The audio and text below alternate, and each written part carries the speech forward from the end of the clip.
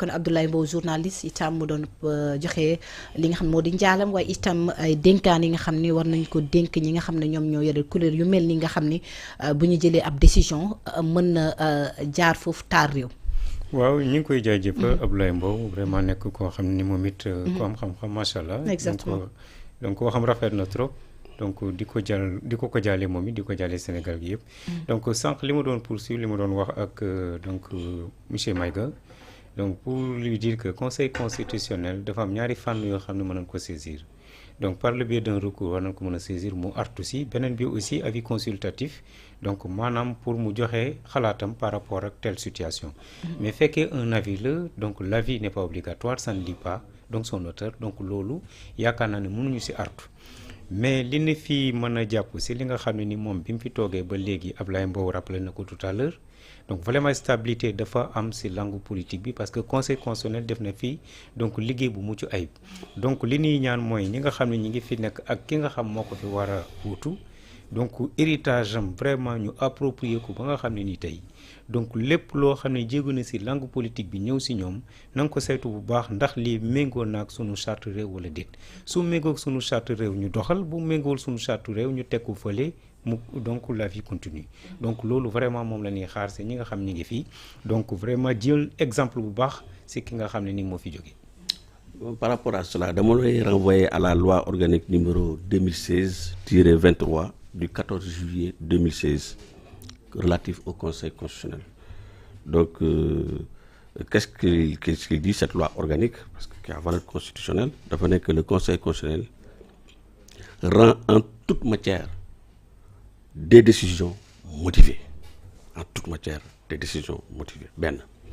Deuxièmement, Conseil constitutionnel, tu vois, et je pense que ça fait preuve de jurisprudence. Ces décisions que dernièrement par rapport à le recours bi nga xam ne dañu initié woon contre le 3e mandat de Macky Sall amoon na benn ci attendu bi nga xam ne dans un de ces attendus bon xam naa il faudra que je fasse de recherche donc dafa ne woon carrément que le conseil constitutionnel prend des décisions moom ci boppam moom conseil constitutionnel moo ne man ay décisions lay jël et pas des avis et même si su ma toppee sa optique fekkee dafay rendre ay avis le président effectivement mën na ko demander avis qui n'a pas une valeur contraignante absolument donc avis mais en tout cas de cause le président de la République joxoon nañ ko un avis une décision peu importe l'appellation décision ou avis peu importe mais li importé mooy président de la République jotoon na information boo xam ne ñun opposition waroon nañ ci jot par rapport ak déroulement élection yi te information boobu muy décision muy avis yëpp da ko jël teg ci contam nëbb ko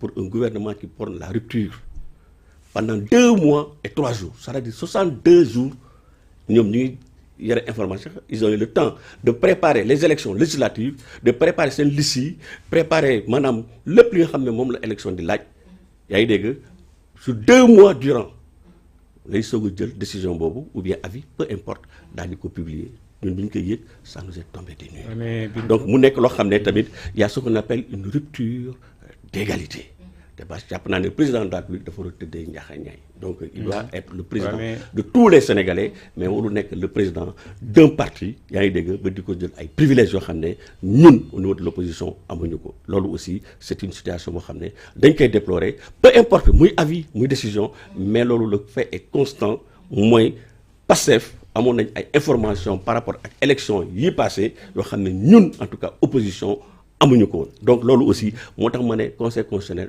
globalement on est satisfait vraiment de ces décisions wax dëgg yàlla mais ça c'est une tache noire boo xam ne kooku tamit c'est bon aussi que sénégalais yi nga xam ko. Non, moi je dis qu'il n'y a pas de tache noire seulement moom il n'a pas bien compris je dis qu'il y a différence entre avis décision et recommandation c'est très important quand on parle de décision c'est vrai que le conseil constitutionnel rend des décisions motivées et publiées kenn du ko jox ñu ranger ko ci droit conseil constitutionnel décision bu muy jël da koy publier il faut que la décision soit rendue publique mais quand on parle d'un avis l'avis n'est pas obligatoire loolu laa la wax dama ne le président de la République peut saisir le conseil constitutionnel donc pour donner son avis mais ça c'est pas obligatoire vous ne pouvez pas former un recours et l'avis donné par le conseil constitutionnel donc au président moo koy apprécier mais quand il s'agit de recours formé devant le conseil constitutionnel kooku ñi nga xaar décision motivée et publiée il faut que la décision soit rendue publique donc yow li nga wax sànq nga ne c'est par le biais d'un avis que le conseil constitutionnel a été saisi et il n'y a pas de retour parce que bi ñu transmettre le président de la République ça n'a pas été publié. Mais pourquoi publier? Parce que c'est un avis, c'est juste une consultation. Donc il n'y avait pas de décision. Par contre, quand vous formez un recours contre une décision prise, mais dans ce cas on attend à ce que le Conseil constitutionnel nous rende une décision motivée ko te décision sera rendue publique. Donc mënoo former recours te xamuñu ci dara jox ko président rek mu dugal ko ci tiroiram. Donc loolu c'est très important. Moo tax sànq ci sama biir wax donc dans les attributions du Conseil constitutionnel, donc le Conseil peut donner son avis s'il est saisi par le président de la République, comme le Conseil constitutionnel également dana artu ci ay recours yi nga xam ne nii dugal nañ ko donc par rapport à la conformité donc des lois des règlements yo donc par rapport à la Constitution.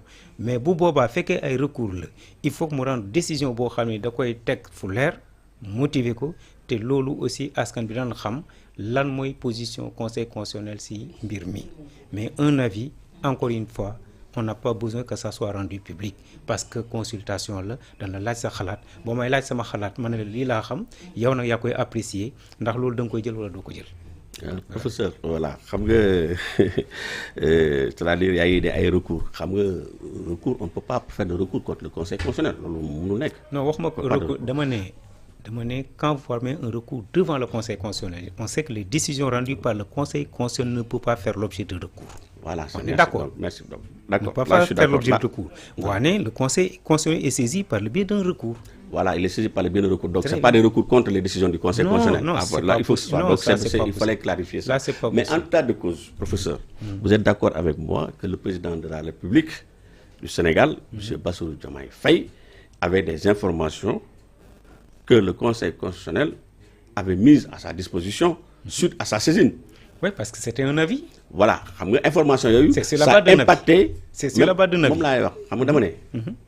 Moi, avis, peu importe l'appellation, moi, décision, quel que soit alpha, moi, le président de la République a mon information sur la date des élections. Bien sûr. Le président de la République a à l'avance que l'élection est un parrainage. Il le savait.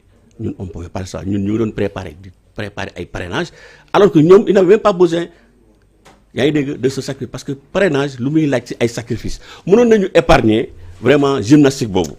Donc, président, attends, le Conseil constitutionnel ses attributions. Non, attendez, je vous demande. Attendez, monsieur le professeur. Non, je vous en prie. Mais attendez, c'est moi qui ai la parole. Mais c'est mon temps de parole.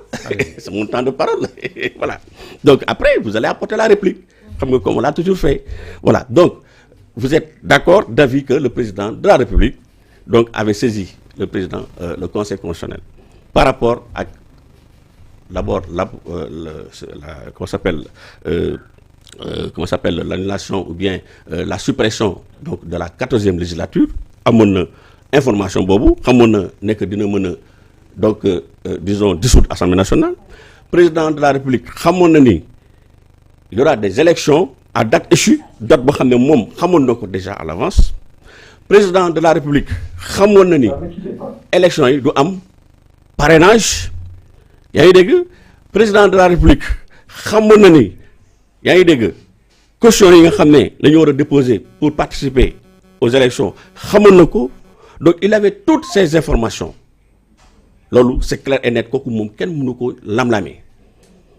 Mais lan motax président de la République bi nga xamné moy le gardien de la Constitution, il est même au-dessus même du Conseil constitutionnel. Mu am ay décisions yo xamné da fay impacter sur particulièrement les partis politiques. Quand on parle des partis politiques, c'est toute la nation sénégalaise. Sur 17 millions de Sénégalaises. Décision yo xamné ça impacte sur la vie de 18 millions de Sénégalais. Mu yore information yoyu da diko neubal tek ci tontom. Et cela suppose que le président de la République, vous avez information, mais les militants du PASTEF, le PASTEF, jot nañ ci information mu nek un parti politique d'égale valeur avec la République des valeurs, d'égale valeur avec le Parti socialiste, mu nek d'égale valeur avec le PDS, à tous les partis politiques qui ont concourir au suffrage des populations. Mais au nom de quoi le président de la République donne des informations aussi sensibles, dañ ko waroon publier mu téye ko pendant 30 jours, 62 jours, 2 mois et 2 jours, avant mu koy soog a mettre à la disposition des partis politiques yi nga xam ne ñoo war a compétir tey jii dans un langage simple bu ñu doon def course tey peut-être dañuy jógee Dakar dem ba Mbour ñuy compétir tey jii jàppal nekk tey jii ñun opposition bu ñu nee prip ñun Dakar la ñuy déparé de waaye waa Pastef ñoom Mbour Diamniadio gis nga Diamniadio la ñuy déparé c'est-à-dire que déjà y a une inégalité donc loolu moo tax naturellement les 130 députés yi ñu am mais ça c'était évident parce que ñun on n'a pas eu suffisamment de temps pour nous préparer mooy comme li mu doon wax rek ki nga xam ne mooy déparé Dakar pour dem Mbour ak ki nga xam ne mi ngi déparé Diamniadio pour dem Mbour mais xam nga ne kooku bu doon dox sax laa la wax moo lay njëkk egg donc loolu la ñuy vraiment la ñuy ñaawlu di ko vraiment mu nekk loo xam ne dafa tey suñu xel donc et puis dernièrement aussi ce qui se passe à l'Assemblée nationale su fekkee ne si vous le permettez moo suscité suñu boycott bi yaa ngi dégg parce que y a tellement de violations aujourd'hui dont ce régime-là se rend coupable. bu ñu génnee ci sujet bi quand même parce que mbirum conseil constitutionnel la ñuy wax ba beneen yoon donc ñu mën a yem ci cadre boobu yaa ngi doon bëgg indi réplique avant ñuy waaw réplique bi lan la xam nga sànq moom moo ne le conseil constitutionnel a été saisi donc sur la base d'un avis du président de la République. je sais pas yow yaa ko wax ma juriste la ma ne ko avis. L'avis n'est pas obligatoire, c'est un avis consultatif. Donc boo saisiree conseil constitutionnel di ko laaj xalaatam dana la lii mooy sama xalaat yow bu boobaa nga garder ko mën nga ko bañ a partager. ñaareel bi boo xoolee attribution conseil constitutionnel mi ngi ne président am na toutes les informations par rapport à la date des élections. Mais kan mooy recevoir les candidatures du conseil constitutionnel. Exactement. Kan mooy arrêter les listes du conseil constitutionnel. Tout à fait. Donc kan mooy proclamer ay résultats wala fixer date du conseil constitutionnel. kon ki war a publier moom la. mais c'est pas le président de la République parce que moom acteur la comme yéen. on peut être juge et partie à la fois. donc ba léegi gisuma leen. donc bu ñu revenir ci loolu yëpp moom moo daal. liggéey bi yëpp conseil constitutionnel moom moo ko waroon def donc si gàttal daal conseil constitutionnel moom moo war a trancher li nga xam ne sénégalais yi duñ ci am benn jiixi jaax. waaw parce que mooy assurer stabilité mooy bu ñuy wax bu ñu nee donc conseil constitutionnel dafa nekk ëttukaayu àtte boo xam dafa am solo dafa am dayo ci biir réew. parce que stabilité sociale la d'abord. parce que boo xoolee le monde politique est en ébullition.